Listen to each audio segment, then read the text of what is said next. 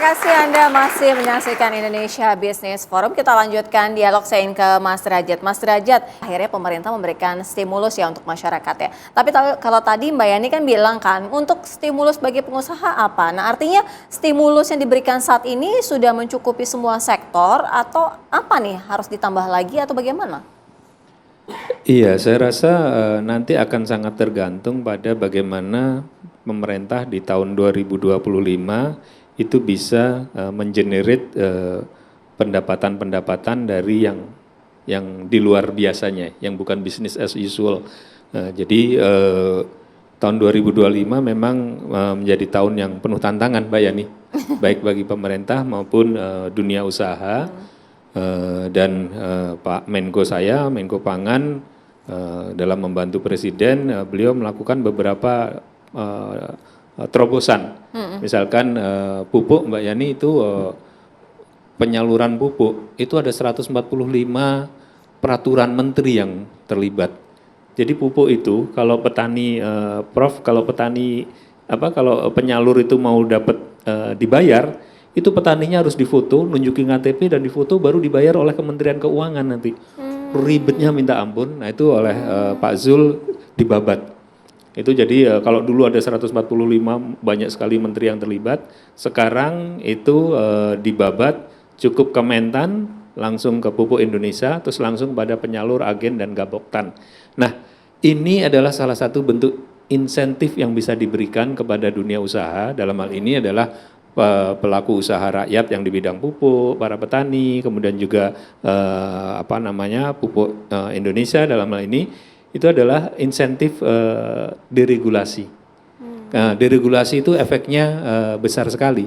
Memang secara uang nggak ada langsung, tetapi dengan regulasi dibabat, waktu jadi lebih hemat, uang jadi lebih hemat karena mereka nggak perlu nunggu-nunggu terlalu lama untuk pencairan dan sebagainya. Nah, saya rasa nanti pemerintah akan lebih banyak lagi memberikan insentif berupa deregulasi dan debirokratisasi di berbagai sektor.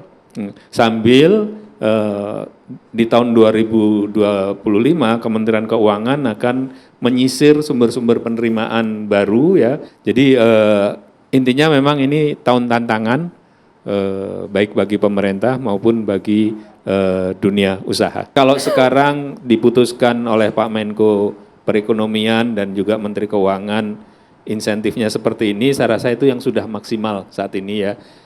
Tapi tentu tidak tertutup kemungkinan, ini bukan posisi dari pemerintah, ini pandangan saya pribadi, bahwa itu tidak tertutup kemungkinan untuk dilihat kembali dan kita akan terus mengusahakan supaya bisa dilihat kembali. Tapi intinya begini, kita ini sudah banyak investasi yang masuk. Persoalan kita itu adalah ICOR yang tinggi. Nah, sehingga semua faktor yang menyebabkan ICOR yang tinggi itu harus kita kurangi, kita pangkas ya. Salah satu kuncinya produktivitas. Di dunia usaha ini sudah banyak tempat-tempat investasi-investasi yang produktivitasnya perlu ditingkatkan. Kalau di pangan saya bisa ngomong enak contohnya, gula misalkan, rendemen dari 5 bisa kita naikkan ke 8, nah itu kita cari yang untuk menaikkan 8 supaya bisa masif, itu apa saja yang harus dilakukan oleh negara. Kemudian juga gabah dan sebagainya. Nah ini di produksi pangan. Nanti di industri mungkin yang masih menjadi masalah adalah tekstil. Karena kan di tekstil kan kita bersaing dengan negara-negara lain yang tingkat upahnya lebih rendah dari kita. Otomatis untuk mengkompensasi tingkat upah karena kita lebih tinggi, mau nggak mau kan produktivitas harus dinaikkan. Produktivitas di industri TPT dinaikkan, otomatis harus ada mesin. Nah mesin ini apa yang bisa? Teknologi ya. Teknologi, mesin ini apa? Apakah pembiayaan di perbankan? Kalau pembiayaan di perbankan, perbankan kan sumber dananya kebanyakan adalah dana jangka pendek. Bagaimana jangka panjang? Nah itu mungkin perlu ada kebijakan yang komprehensif, baik di bidang perbankan, di bidang keuangan, di bidang industri, yaitu mudah-mudahan nanti bisa dibuat supaya TPT bisa hidup lagi, Mbak. Baik. Kita ke Prof. Kalau Prof melihatnya bagaimana? Salah satunya memberikan pakai stimulus ya, artinya sudah cukup atau akan ada dampak-dampak lainnya yang juga dirasakan? Ya, jadi sebenarnya saya berharap di pemerintahan itu ada ekonom-ekonom yang seperti Pak Derajat Wibowo ini, ya, karena Sama harapan Iya. kita, Pak.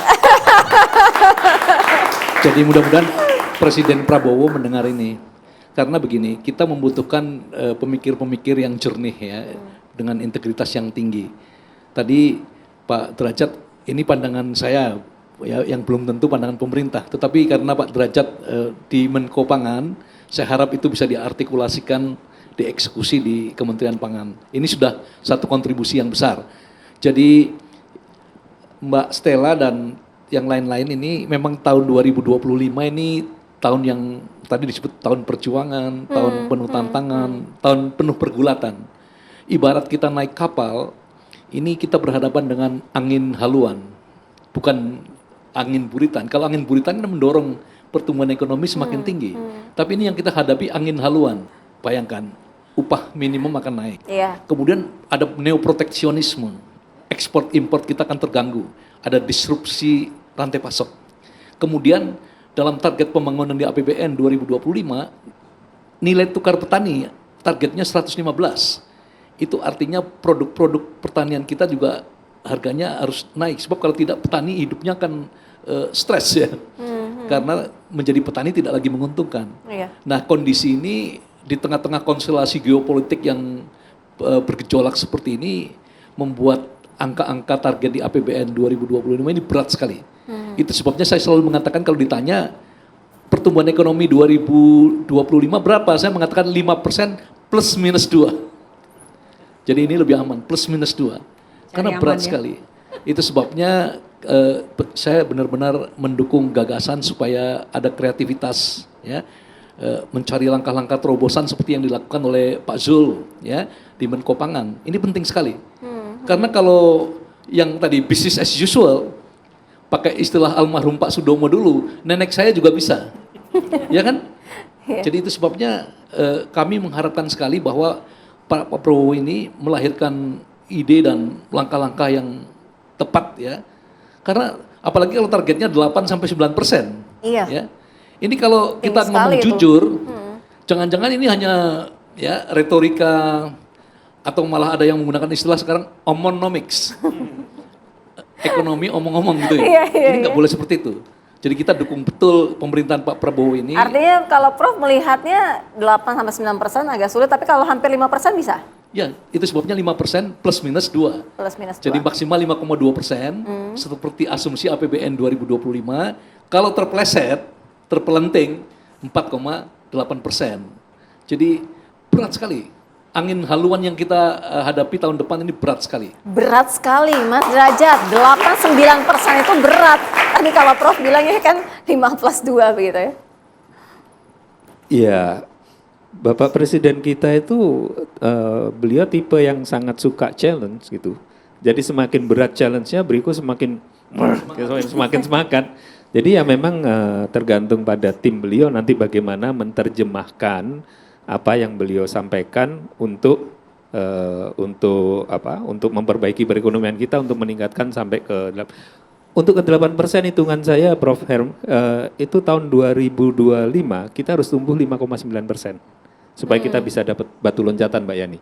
Nah, Proyeksi hampir itu- semua ekonom tuh cuma 5,1. enggak, ini maksudnya Sulit dong artinya, Yang Mas disampaikan Derajat. Pak Derajat ini prakondisi. simulasi, ya Ya, simulasinya prakondisi. ya.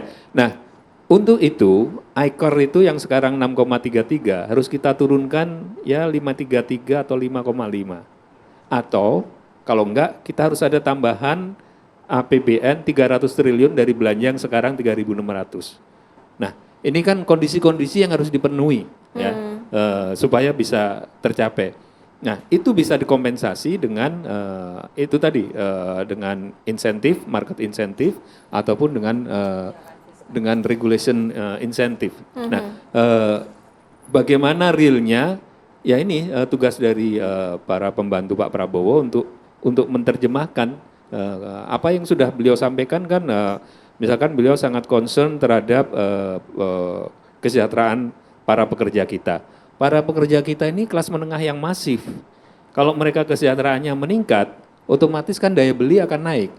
Persoalannya sekarang, teman-temannya Mbak Yani sanggup nggak bayar itu. Nah, supaya itu teman-temannya Mbak isunya. Yani sanggup bayar, nah itu kita harus ciptakan akuarium supaya teman-teman Mbak Yani ini sanggup bisa tumbuh. Ya, beberapa industri bisa tumbuh, telekomunikasi bisa. Kemudian industri Kalau industri padat modal mungkin nggak isu ya, Betul. kenaikan pegawai ya. Tapi kalau industri padat karya, wah itu setengah mati. Ya. gitu. Baik, Itu Ibu PR ditahan besarnya. dulu ya, Nah. setengah mati ditahan. Nah, kita PR harus jeda besarnya dulu. itu, Mbak Yani. Nanti kita lanjutkan ya, kita elaborasi lebih dalam lagi ya. Pemirsa, kami segera kembali usai jeda.